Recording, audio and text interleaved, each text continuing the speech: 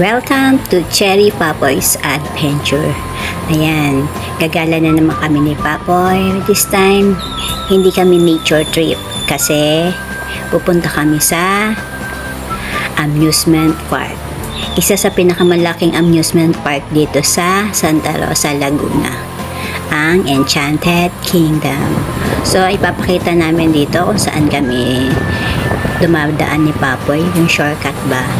Ayan, ang daan namin is mula dito sa Marinig. Ayan, kahabaan ng Marinig yan, Marinig Road, Barangay Marinig, Cabuyao, Laguna, kung saan dito located ang aming tinitirahan sa Barangay Marinig.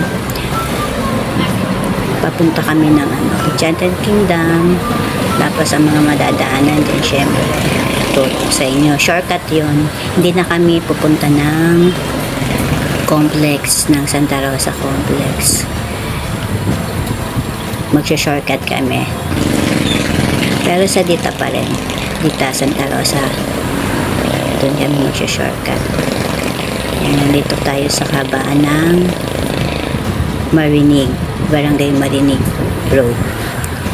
Alam niyo ba na lagi kaming nandyan sa sa Enchanted Kingdom? Yearly.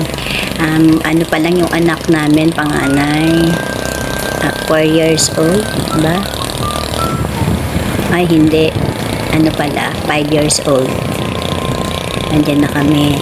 Tapos yung bunso ko, dyan ko na rin yan pinanganak ko na, nag-enchanted na rin kami. Ilang taon na ang bunso ko, 16 years old na si Soy.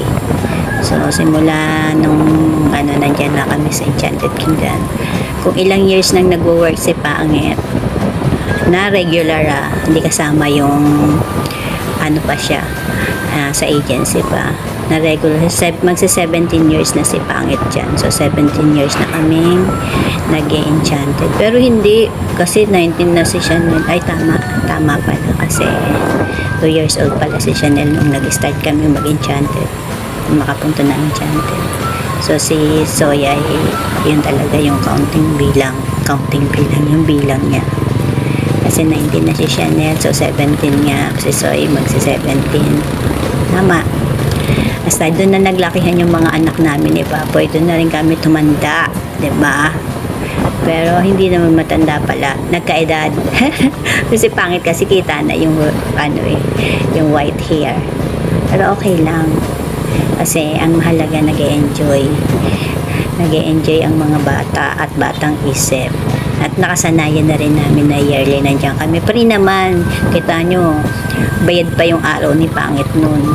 Tapos, may free wizard money. Naladagdagan din. Pero ang mahal na rin ng mga doon pagkain. Kaya kailangan din magtipid. Tumidiskarte na kami dati. Pagka umpisa ng event, doon na kami hanggang gabi. Ngayon, pupunta lang kami ng event. Samahan ko si Pangit or yung anak kong sasama. Depende kung sino ang gusto sumama kay Pangit para umattend ng event. Tapos babalik na lang dito sa bahay. Lalo na ngayon may tricycle kami. Yan. Kasi noon wala kaming service. Kaya hindi na kami umuwi, sayang ang pamasahe. Pero ngayon kasi may service kami, kaya umuwi muna kami. Tapos babalik ng mga after lunch or 3 PM para tipid. Pang merienda at dinner na lang yung baon namin yung allowance namin na wizard money. Ganun kami. Tumidiskarte na kami kasi ang mamahal ng pagkain sa loob ng Enchanted, lalo ngayon mas mahal na. Kaya diskarte na lang. Pwede naman lumabas tapos kakain kayo sa mga fast food chain na pwedeng kainan sa labas, papatatak lang, tapos balik uli sa loob. Yun naman yun, pwede naman, hindi naman obligado na hindi nalalabas para makatipid. Ganun ang ginagawa. Yung iba naman magbabaon sa sasakyan, tapos sa kakain pupunta dun sa sasakyan. Ganun yung ibang mga ka-work ni Papo ginagawa. Kami wala kaming baon talaga, kaya ginagawa namin, umuwi kami tapos babalik na lang uli, papahinga, magre-refresh, tapos balik uli. Ganun ang gawain namin ni Pangit, pati yung mga bata, para hindi masyadong haggard pa. Kasi ang nakakapagod din mag-ikot, malawak din kaya ang Enchanted Kingdom. Dati, sumasakay pa ako ng kami ni Pangit, sumasakay pa kami ng mga rides, mga hindi pa kami mga ano nun, mahiluhin. Kasi ngayon habang tumatagal, hindi na rin masarap sumakay sa mga ano nakakahilo. Yung paikot-ikot, yan tulad ng space shuttle, yung basta lahat ng mga rides na nakakahilo. Nag-enjoy na lang kami ni Pangit tumingin, tapos yun yung doon tatambay kami sa isang ano doon, yung tawag dito, concert hall. Doon kami natambay. May kainan, nanonood kasi may nagpe-perform doon. Kaya doon kami sa isang park. Ngayon lang, ikot-ikot lang kami ni Pangit. Sumasakay naman kami, yung pinakasinasakyan na lang namin kadalasan Ferris wheel. Tapos yung mga train, ano na lang. Yung mga slide na lang. Ako carry ko pa naman kaso si Pangit kasi ayaw niya na sumakay at bawal na rin kasi dun sa kanya at HB siya. So ayan na nga, pumunta. Andito na kami sa may ano na ba itong daan na to? Okay, hindi ko na alam kung nasan na kami. Yan pa, ano na kami ng Kabuyaw Bayan. Ayan. Palabas pa, punta na kami ng Kabuyaw Bayan. Diba? Buyoy talaga ako. Hindi talaga pwedeng hindi nabubuyoy pag ako tawag dito. Basta yun. Voice over. Ayan, Kabuyaw Bayan na yan. Ayan yung mga tricycle dyan sa site. Yan yung pwedeng sakyan papunta dun sa amin. Sa St. Joseph, 20 pesos per head. Tapos, hinto na kayo sa loob ng St. Joseph Village mismo. Pangalan ng ano na yan, Lamart. Harap ng BDO building. Tapos, yan. Yung isa pang harap niya, yan Robinson Supermarket. Maliit lang, mini mart pala. Yan ang isang pwedeng sakyan. Meron pa yung isa doon sa may ano ang pangalan nito? Yan, madadaanan dyan mamaya. Nalimutan ko na. Save More, yun. Sa likod ng Save More. Yun talaga ang pinaka-paradahan ng tricycle. Yun. Doon pwedeng sumakay papunta din sa ano. Same lang price. 20 pesos per head. Dito, shortcut kami dito sa may cementerio, public cemetery ng Kabuyaw, Laguna. Yan ang shortcut papuntang highway. Kasi yan, bayan yan. Bawal ang tricycle dyan sa bayan. Yung sa gitna ng bayan. Sa may palengke, bawal dyan. Kaya dito kami sa may, yan yung lilikuan ng jeep na yan. Dyan din kami lilikuan. Ayan, public cemetery. Kabuyaw Public Cemetery. Doon, diretso niyan, doon ang cemetery. Siyempre, hindi tayo diretso doon. Kahit hindi naman doon ang punta natin. Yan. Diyan kami lagi dumadaan kasi mas mabilis. Tricycle man, dyan din nadaan. Motor dyan, din kami nadaan. Minsan, pag magsisimba kami doon sa kabila, shortcut. Basta hindi kami dadaan sa gitna ng bayan, gawa ng bawal ang tricycle. Yan, dito naman kami dito. Yan, shortcutan yan. Yan, likod na yan. Likod yan ng pamilihan. Pamilihan ng Kabuyaw. Dati pala, dating pamilihan. Hindi na siya pamilihan ngayon. Yan, kasi giniba na. Yan yung old palengke. Binago na nila. Tapos yan dyan. Dire-diretso lang. Siyempre, pinapakita ko lang sa inyo yung mga dahan-dahan. Yan. Sementeryo yan, yung may pader na yan. Likod ng pader, sementeryo yan. Dito tayo. Hindi ko alam ang tawag yan. Pero yan ang tawag dito. Diyan kami lagi dumadaan. Papuntang highway. Pagka ganyan nagmamotor kami, papunta kung saan, mamamasyal. Diyan kami dumadaan ni Pangit. Si Pangit pala dyan dumadaan. Maganda rin talaga yung may sariling service. Mas convenient. Ano.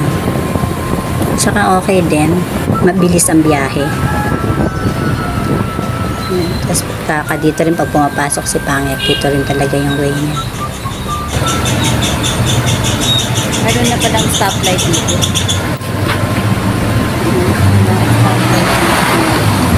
1 month na nga pala na may traffic light dyan, pero hindi ko napapansin. Lagi naman kami dumadaan dyan ni Papoy. Dito rin dumadaan nga si Papoy papunta sa kanyang work. Yung nakikita nyo doon mamaya pag pag green. Kasi ngayon naka-red pa siya, hindi pa na-under kaya hindi nyo pa masyadong nakikita. Basta yung straight nito, pagtawid, yung daan doon, yun papunta sa work ni Papoy. Hindi na, shortcut din siya papunta sa work. Pag dumiretso dyan, Greenfield ang labas niya. Dadaan ng Maliklit, barangay Maliklit. Sakop yun ng Santa Rosa.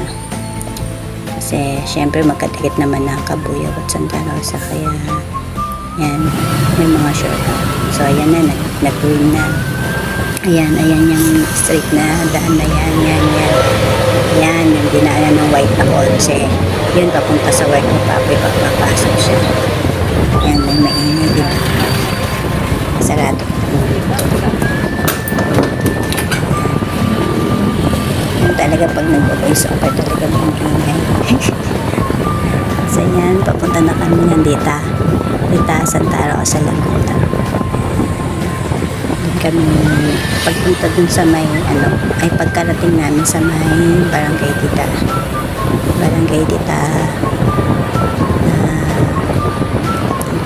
basta yung Barangay Hall yun. Barangay Hall ng Dita. Kakaliwa kami sa may overpass. Din kami mamaya makikita. Mabilis lang yan. Mabilis lang talaga yan. Nakakaano. Pasensya na sa mga maingay. Tandaan nyo yan na pag dito kayo pag napagawi kayo dito sa Kabuyao, nagmamadali kayo, pupunta kayo ng Enchanted Kingdom, may shortcut dito sa may Barangay Dita, Santa Rosa, Laguna, sa may San Lorenzo subdivision. Doon kinadaan. Kasi yun talaga ang pinaka mabilis na way para makapunta doon. Wala pang traffic, less traffic. Kasi pag dumiretso kami ng complex, pupunta pa ng doon sa may Safe Mall, ma-traffic. Kaya dito kami napunta, less traffic. At saka yung oras na yan, malapit na tayo. Dito na tayo sa Dita. Yan yung overpass na yan. Kakaliwa kasi yung kanan yung barangay sa kaliwa. Yung diretso niya yung papunta na complex. Sa complex. So yan. Susunod yung bus na yan, naglilikuan ng bus dyan. Akala ko dumadaan na din yung bus dyan. Yung pala meron dyan, parking nila. Yan pala sila. Meron pala dyan silang pakitan. Shuttle bus yun. Yan pala sila nagpapark. Sa loob niya, nandun yung kanilang parking nila. Kaya ang makikita nyo, pasensya na makikita nyo lang ilikod ng bus. Kaya, ayan, nagpakita nyo lang kami. Kasi naman yung bus lang ang makikita nyo. At least makikita nyo kami.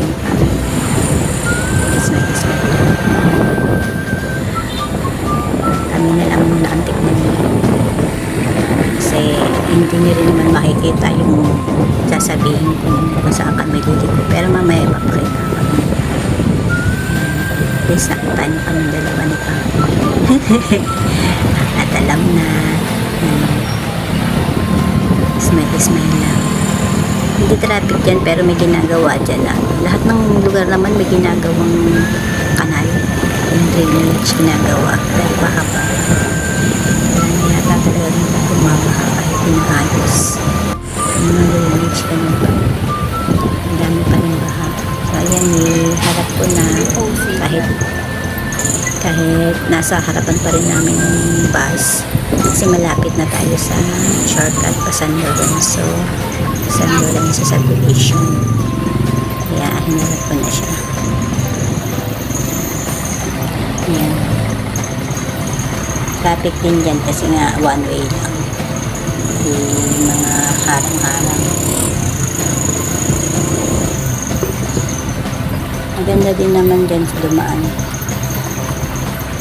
Hindi ganun ka-hassle. Saka malilim din. Hindi mainit. Diba, bawas usok din sa mga sasakyan. Yan yung sa atin. Mausok.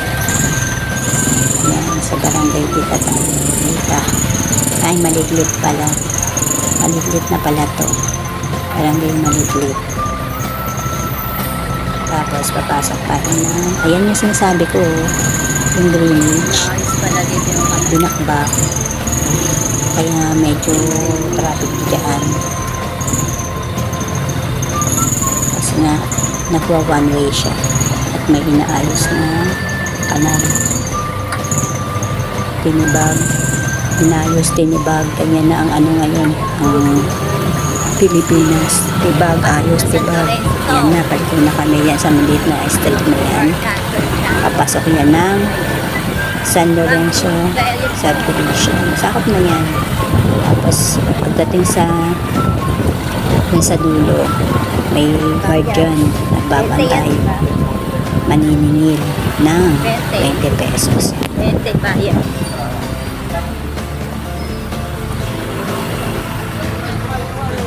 May vlog. Kaway-kaway! Naman po dyan.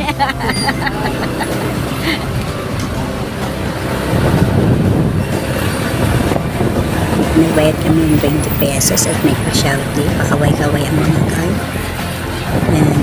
Diyan naman kami sa San Lorenzo, sa Siyang Dumaan. Dire-diretso lang yan.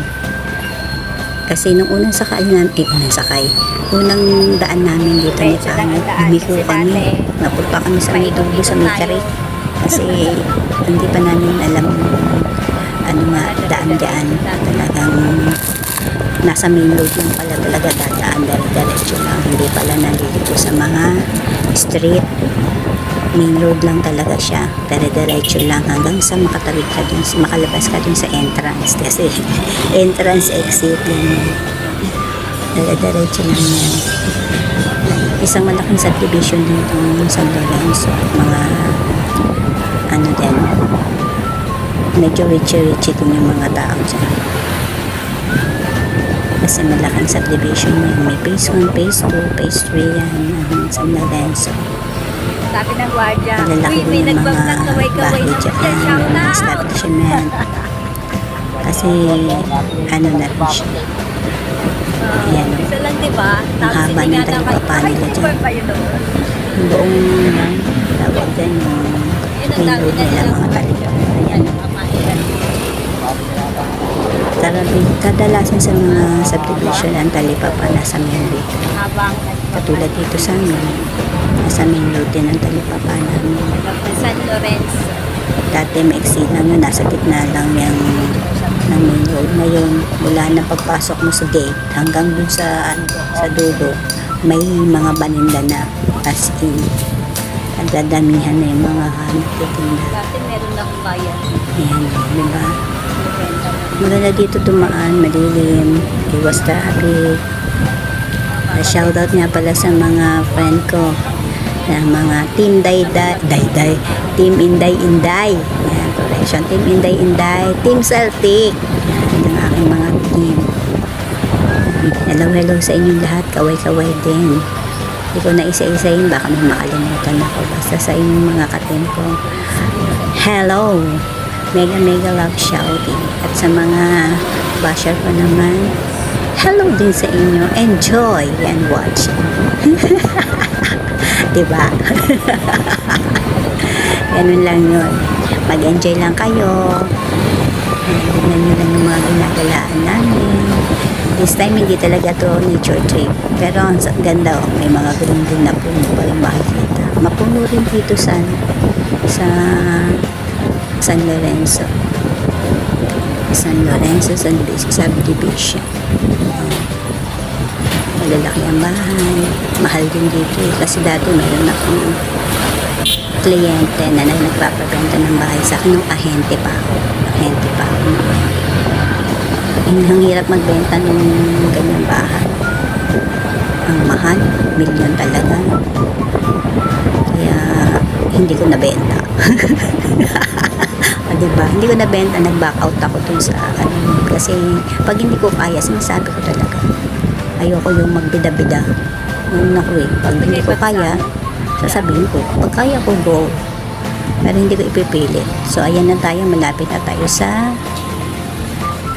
exit. Entrance yan, pinaka-entrance yan ng San Lorenzo subdivision. Pero galing tayo dun sa kabila, kaya exit natin yan. Yan. Yan na, paglabas dyan, paglabas ng subdivision ng San Lorenzo, alam mo, galing ang aking pagbibidyo. Kakanan tayo. Yan, dire-diretso na yan. Kakanan tayo. So, pakikinggan nyo na ako. Yung live na pagdal-dal-dal ko dyan. Kasi, nangangalay na ako sa pag-voice over. Pakinggan nyo na yung aking ingay. Ayan na.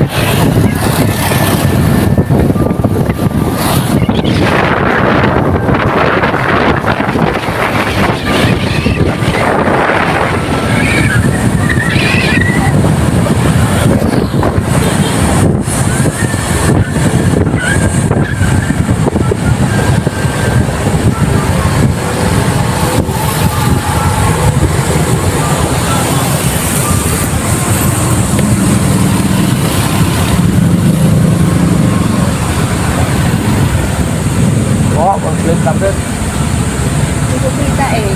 Bababa ako.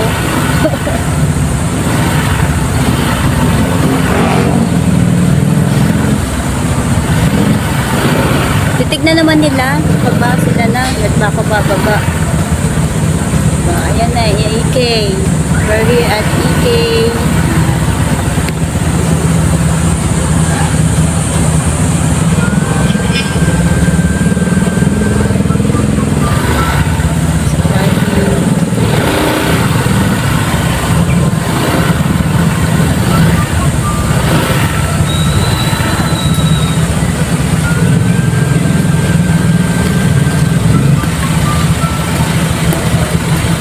Check ang plate number.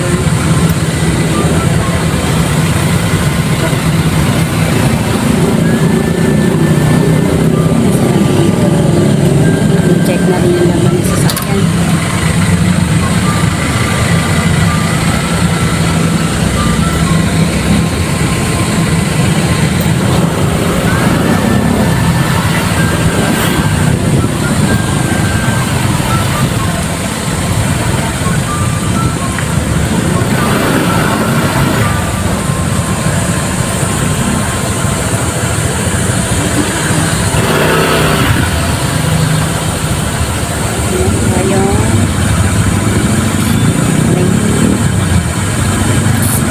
Babayaran dun sa counter.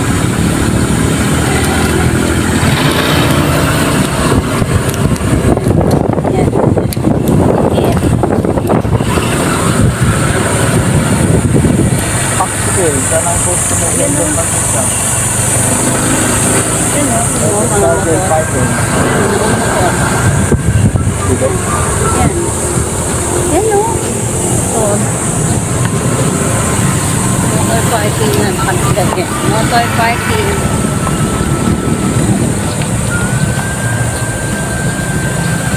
Ayo. Nandito na tayo.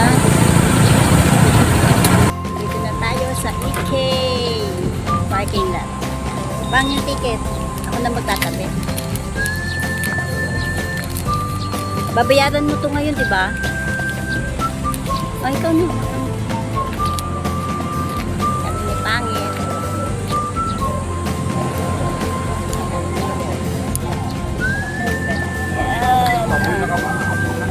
Sina? Imasen family day. Dito.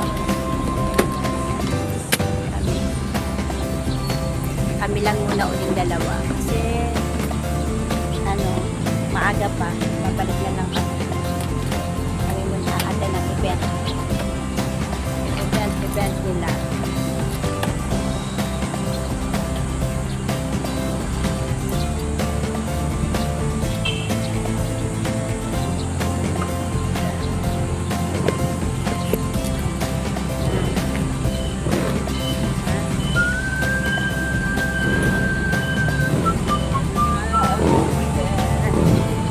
See you on my next video.